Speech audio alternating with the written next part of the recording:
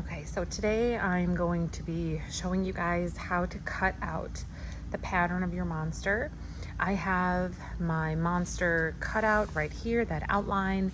You're going to notice this is why I encouraged you to make it as large as the paper so that you can make it as big as possible in relation to the felt. So the first thing I'm going to do is I'm going to take one layer of my felt, and I'm going to put my monster in the center, just like that. And I'm going to grab some pins, and I'm going to pin the monster to the felt.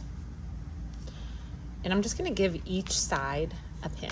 And when you attach the pin to your felt and your paper, what you're going to do is you're going to push it through the felt only about 1/4 inch, as you can see right there. And then you're going to swing it back up through the felt so that it's not moving, right? It shouldn't fall off. It shouldn't poke you when you're grabbing your felt. And you're going to do the same thing when you attach it to your monster and the felt.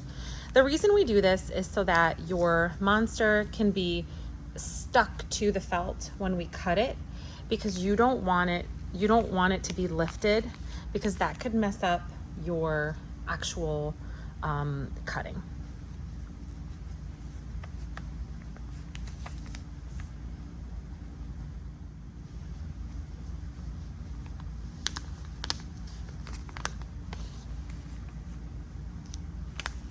So my monster has been pinned down. I'm going to grab my shears and I'm going to start to cut. And I'm going to follow as close to the paper as I can. And I like to start on the left side because I am right-handed, so then my left hand can get all the scraps out of the way.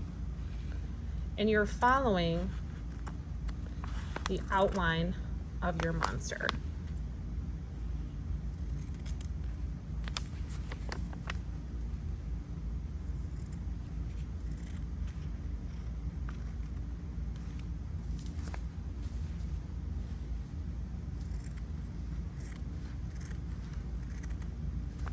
And you don't want to cut into your paper because then your monster will be smaller.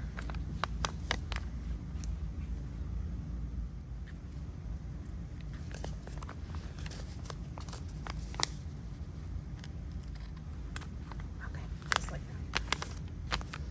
Okay, now I'm going to take these scraps and you're going to put them in the scrap bin that matches the color that you have.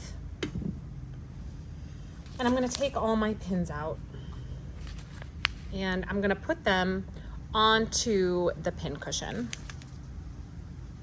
so that we don't lose them.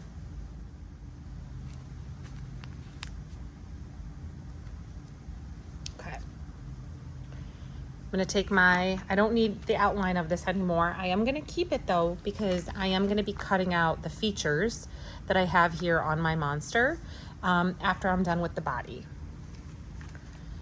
I'm going to grab the other piece of felt that I have, and I'm going to lay my piece right in the center like that.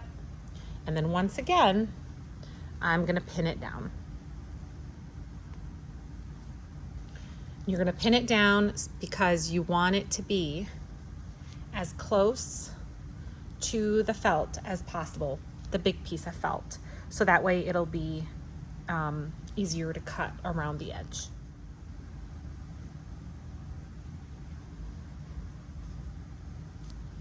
Okay. Now I'm going to start to cut. Just like we did before. And you're going to stay as close to the actual monster as possible.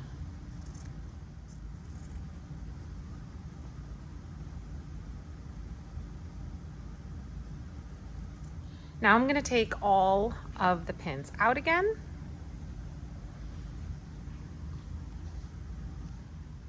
Pins are out. And now I have the front and the back of my monster. If you have a symmetrical monster like mine is, you want to make sure that you always know which one is the front and which one is the back, because sometimes when we start sewing, it does not match up just right if you mix them up. So mine luckily does match up, but you got to make sure you know which is which, because sometimes we accidentally flip it to the other side and they don't match up really nice. Now we need to cut out all the features that were on my monster. And so what we're gonna do is we are gonna use some paper scissors and we are gonna cut these out. We're gonna cut all of these features out so that I can pin them to my scrap fabric.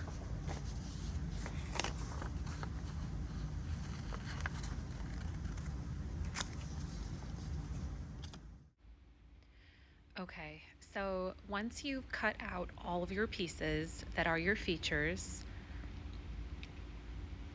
you are going to get the scrap felt that you would like to use as the color for your features, and you are going to pin each feature down to the felt so that you can cut it out accurately. And I'm just going to pin them all down to this white because this is what I'm going to choose to use as a color for my features.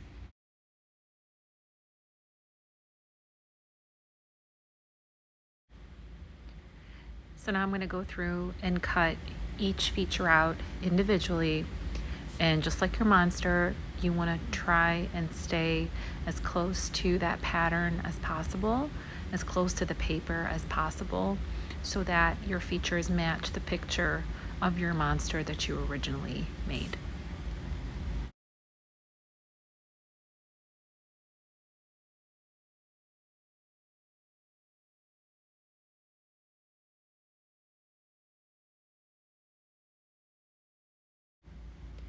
So now that you've cut out all your features, you are going to remove the paper from your felt, and you are going to place them on your monster where they belong. And as you can see, I am going to be placing them all in their correct spots where they will be ready to be stitched on using the running stitch. And don't forget to leave room for your buttons.